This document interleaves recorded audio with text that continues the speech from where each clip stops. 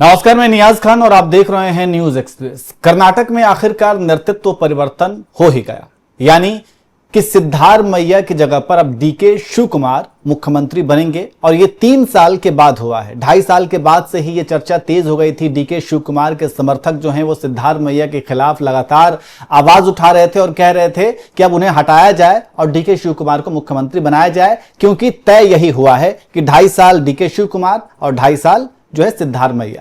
लेकिन अब जो है आखिरकार वहां पर मुख्यमंत्री बदले गए, सिद्धारमैया को हटा दिया गया। लेकिन अब सवाल यह है कि क्या सिद्धारमैया का हटना, क्या सिद्धारमैया का त्याग पत्र कांग्रेस के लिए काल बनेगा कर्नाटक के अंदर? क्योंकि सिद्धारमैया राजनीति तो नहीं छोड़ेंगे, वो तो कर्नाटक में ही रहेंगे, क्योंकि चर्चा यही हो रही थी कि सिद्धारमैया जब मुख्यमंत्री पद से हटेंगे तो उन्हें दिल्ली बुला लिया जाएगा, राज्यसभा में उनको जगह दी जाएगी। लेकिन उन्होंने साफ मना कर दिया, दिल्ली जाने से मना कर दिया, राज्यसभा सीट के लिए उन्होंने मना कर दिया और यह भी कह दिया कि मैं राजनीति भी नहीं छोड़ने वाला हूं। इसका मतलब यह कि वो कर्नाटक में ही रह करके राजनीति करेंगे। लेकिन अब सवाल वही है कि क्या त्याग पत्र देते देते, यानी कि मुख्यमंत्री पद को त्यागते त्यागते क्या वो कांग्रेस की नींव में छेद करके गए हैं? क्योंकि इस तरीके की चर्चा तेज हो गई। इसी पर हम बातचीत करेंगे और हमारे साथ बातचीत करने के लिए वरिष्ठ पत्रकार अमीन अहमद जी मौजूद हैं। अमीन जी, क्या लग रहा है आपको कि मौजूदा जो परिस्थिति है और जिस तरीके से सिद्धारमैया वहां के जमीनी नेता माने जाते हैं, मतलब उनकी पकड़ बहुत ही मजबूत है और यही कारण है क्योंकि 2 तरह के नेता होते हैं। एक नेता जो सोशल मीडिया पे हर जगह दिख रहे हैं, जो न्यूज चैनल्स में हर जगह दिख रहे हैं, लेकिन सिद्धारमैया उस तरीके के नेता नहीं है। वो बहुत ही मजबूत पकड़ वाले नेता हैं और उनको हटाना, क्या लग रहा है आपको कि कर्नाटक में कांग्रेस का क्या हाल होने वाला है? बिल्कुल, एक तरह से देखा जाए तो अभी की जो परिस्थितियां हैं उसके हिसाब से काफी उहापोह की स्थिति देखने को मिल रही है। उसमें एक और भी कई बातें कही जाती है, चूंकि राजनीति में आज के जो दौर के नेता हैं वो मास लीडर कम है लेकिन जातियों के नेता हैं। क्योंकि चुनाव में भी जैसे ही आप किसी भी पार्टी, चाहे वो बीजेपी हो, कांग्रेस हो, सपा हो, बसपा हो, आरजेडी हो या कोई भी हिंदुस्तान की पार्टी है, तो सबसे पहले इंटरव्यू में यही पूछा जाता है कि आपकी वहां जाति की संख्या कितनी है। तो वहां पर भी जो है एक लिंगायत समुदाय से बीएस येदियुरप्पा आते हैं जिनकी जबरदस्त पकड़ है और आज तक उनके ऊपर जो है एक रेप का केस भी लगा, फिर भी वो लिपापोती हुई, उसके बावजूद भी उनको जो है बीजेपी आज तक छोड़ नहीं पाई। उसी तरह बोकालिका एक वहां पे जाते हैं जिससे जो है सिद्धारमैया और डीके शिवकुमार और इनकी पकड़ है वहां पे। तो उसी हिसाब से देखा जा रहा था कि सिद्धारमैया जो है छोड़ना नहीं चाहते या आनाकानी कर रहे हैं। लेकिन जब हम खबर दर्शकों को दे रहे हैं उसके हिसाब से वो दिल्ली अभी जो है खबर है सोशल मीडिया पर पहुंचे हैं। वो केसी वेणुगोपाल जो संगठन महासचिव हैं उनसे मुलाकात हुई है। मल्लिकार्जुन खड़गे बीजेपी कांग्रेस के अध्यक्ष है, उनसे मिले हैं। फिर जो है वो राहुल गांधी जी से भी मिले हैं। इसी बीच कई चीजें देखने को मिल रही है जो आप अपनी ओपनिंग में बोल रहे थे।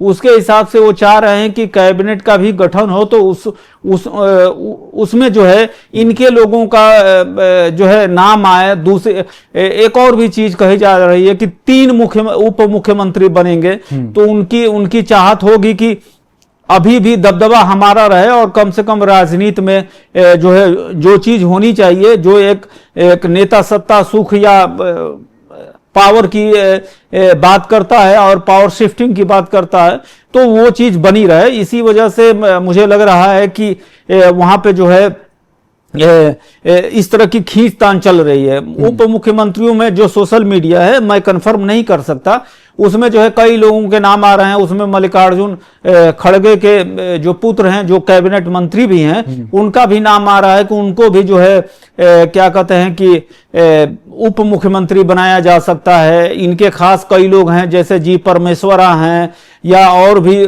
2-3 लोगों का नाम आ रहा है। उसके बाद से जो है ये भी कहा जा रहा है कि चाहते हैं, जैसे डीके शिवकुमार वहां के अध्यक्ष हैं, तो जैसे ही मुख्यमंत्री बने तो उसके बाद से वो अध्यक्ष पद दें, तो उसके लिए जो है सिद्धारमैया के गोल के लोग जो है दबाव बना रहे हैं कि इनके गोल में अध्यक्ष पद आ जाए, तो बैलेंस बना रहे कि मुख्यमंत्री जब सिद्धारमैया के पास था तो डीके शिवकुमार जो है अध्यक्ष थे अब डीके शिव कुमार जो है मुख्यमंत्री बन रहे हैं, तो अध्यक्ष पद जो है हमारी लॉबी में आनी चाहिए। तो ये सारी खींचतान चल रही है, लेकिन कुल मिला जुला के ये देखा जाए कि अभी तक के विश्लेषकों की ये बहुत ही अजूबा और मैं कहूं तो कहे कि आश्चर्य में है कि बड़ा ही शालीन तरीके से जो है वही सवाल सत्ता परिवर्तन कर लिया है। सवाल यही है अमीन जी, कितना आसानी से कैसे हो गया?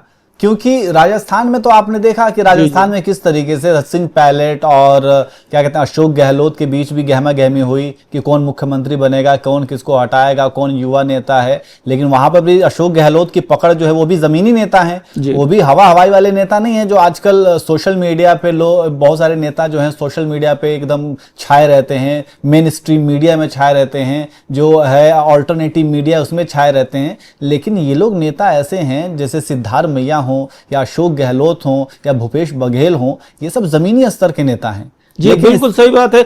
इसमें दो तीन बातें जो कांग्रेस को बहुत नजदीक से देखते हैं, वैसे विश्लेषकों की एक अच्छी राय है कि सबसे पहले तो ये बात हुई कि अशोक गहलोत ने सोनिया गांधी का ऑफर ठुकरा दिया था, और कांग्रेस पार्टी में अगर सोनिया गांधी, राहुल गांधी या प्रियंका गांधी के आप नजदीक नहीं है तो फिर आप कांग्रेस पार्टी में कुछ नहीं है। पहली बात कि ये होता कि उन्होंने बहुत ही जो है कहते ना आप बैल मुझे मार, या अपनी ही पैर पे उन्होंने कुल्हाड़ी मार ली।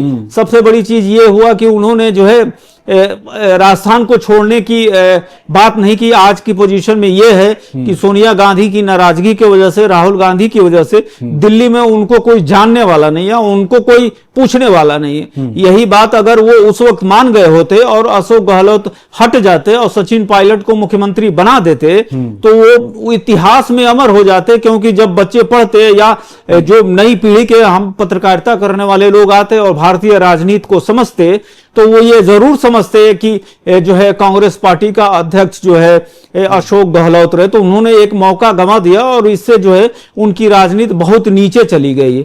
लेकिन मुझे लग रहा है कि राहुल गांधी की बात को मानकर और सोनिया गांधी से मुलाकात करके एक बहुत ही अच्छा और शानदार मैसेज दिया है सिद्धारमैया ने, और अपने लिए तो अपने लिए, क्योंकि उन्होंने पहले भी ये आपको याद होगा कि जब वो मुख्यमंत्री बने तब भी कहे थे कि ये मेरी आखिरी पारी है, अब मैं राजनीति नहीं करूंगा। तो ये बहुत ही अच्छा नेगोशिएशन जो है हाईकमान से कर लिए। ये तो खैर जो बातें हैं वो तो नीतीश कुमार भी कहा करते थे कि ये मेरी आखिरी, एक बार और मौका दे करके देखिए। सिद्धार्थ मैया ने ऐसा कहा।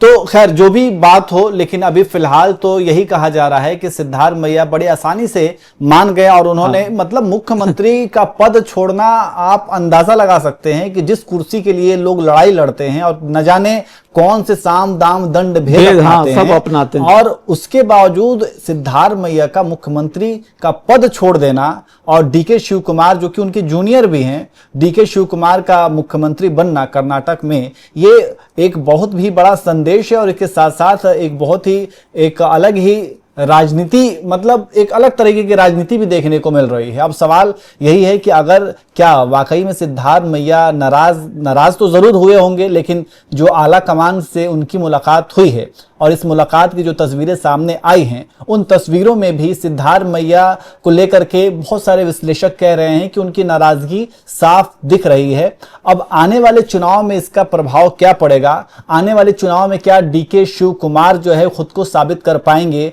क्या सिद्धार्थ मैया की तरह जो है अपनी लोकप्रियता हासिल कर पाएंगे? क्योंकि सिद्धार्थ मैया जो हैं वो जमीनी स्तर के नेता हैं, वो कोई हवाई नेता नहीं है। और आने वाले चुनाव में सिद्धार्थ मैया और डीके शिव, मतलब मुझे ऐसा लग रहा है कि अब डीके शिव कुमार वर्सेस सिद्धार्थ मैया होगा यहाँ पर कांग्रेस के अंदर ही, बाकी दूसरी पार्टी तो है ही। और ये चुनाव भी 2028 में विधानसभा का चुनाव होने वाला है। अब देखना होगा कि आगे क्या कुछ होता है। सिद्धार्थ मैया कांग्रेस के लिए जो है एक बैरिकेड बनते हैं, या फिर से कोई कांग्रेस जो है फिर से सिद्धार्थ मैया के कदमों में गिरती है और ये कहती है कि नहीं आप ही संभालिए, आप ही देखिए। तो ये तमाम तरह की बातें हो सकती हैं और राजनीति में कुछ भी जो है नामुमकिन नहीं है, हर चीज मुमकिन है। क्या होगा आप भी बताइए, आपको क्या लगता है? कमेंट करके जरूर अपनी राय दीजिए।